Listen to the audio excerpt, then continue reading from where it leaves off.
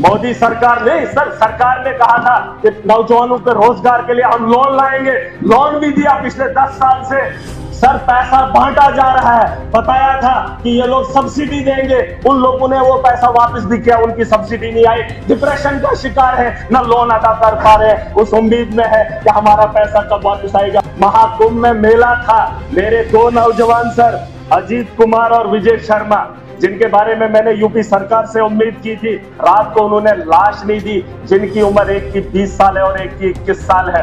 रोजगार मांगने के लिए गए थे, उम्मीद से गए थे, वहां पर मौत होगी, लाश भी नहीं ले छीन रहे, उनके मकानातों को उजाड़ दिया, कई सालों से मुआवजा उनका नहीं दिया, लेकिन जंगलात आने की वजह से जंगलात की क्लियरेंस नहीं ला पाते हैं। मैं इस हाउस से उम्मीद करूंगा कि जंगलात का डिपार्टमेंट सरकार का है और सरकार अगर इजाजत नहीं देती है, कहीं ना कहीं ये कमजोरी है सर हमारी। उसके अलावा सर 50 CM की नोटिस में लाना चाहूंगा, शेख साहब का भी एक सपना था, मुफ्ती सईद साहब का भी एक सपना था, डोडा और वो जो कश्मीर की ओर जाती है, घाटी की ओर जो हमारा रोड जाता है उसे नेशनल हाईवे के लिए मैं चाहूंगा सुरेंद्र जी जो है उसमें थोड़ा सा अपना योगदान दे ताकि कश्मीर के साथ हम लोग मिले। उसके अलावा सर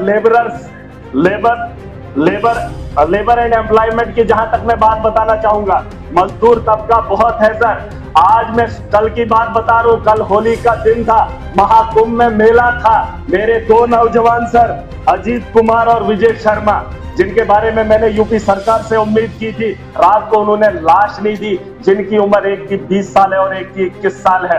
रोजगार मांगने के लिए गए थे, उम्मीद से गए थे, वहां पर मौत होगी, लाश भी नहीं ले आए सर हम। मैं कहना चाहता हूं लेबर के बारे में कि इनके वेजेस को यहाँ पर बढ़ाया जाना चाहिए।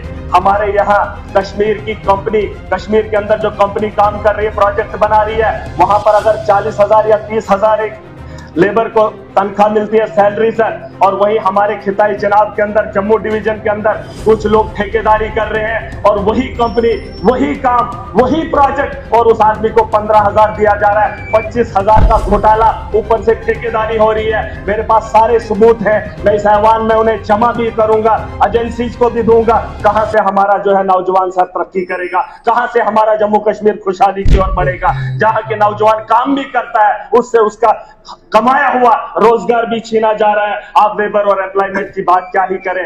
मैं सर इस ऐवान से उम्मीद करूंगा इसमें थोड़ा सा बेहतर माहौल बनाया जाए और लोगों के ये जो नौजवान है उनके बारे में सोचा जाए। और हमारे यहाँ जो प्रोजेक्ट है लोकल लेवल पे, लोकल्स को जो है सर प्रायोरिटी मिलनी चाहिए। हमारे इलाके के अंदर पावर प्रोजेक्ट बनने जा रहे हैं, मैं चाहता हूं कि बाहर के लोग वहां आकर धांधली न करें और कोई पॉलिटिकल प्रेशर न पड़े। मैंने अपनी आवाम को कहा है, जिन लोगों की जमीनें खोदेंगे, जिन पहाड़ों पे ये लोग कब्जा करना आएंगे, जहां से ये रेवेन्यू जनरेट करेंगे, अपने घरों को बनाएंगे, वहां से हमें अगर रोजगार नहीं मिलेगा तो बड़े पैमाने पर सर मैं अभी खत्म कर रहा हूं, इंडस्ट्रीज पे आ रहा हूं। इंडस्ट्रीज से कोई फायदा नहीं है। अभी किसी ने कहा लखनपुर के बारे में सोचा जाना चाहिए। हमारे यहाँ ईंटों के भट्ठे हुआ करते थे जम्मू के अंदर, वो बंद पड़े हैं, उन्हें गिरा दिया गया है। ईंट पंजाब से आ रही है, शरेआम लखनपुर से क्रॉस हो रही है। हमारा सरिया नहीं बिक रहा है, सीमेंट नहीं बिक रहा है, क्योंकि पंजाब और हरियाणा से जो चीजें आ रही है वो डायरेक्ट लोगों को सस्ती दामों में मिल रही है, या फायदा हो रहा है। हमारा यहाँ लोकल जो है ठप हुआ है।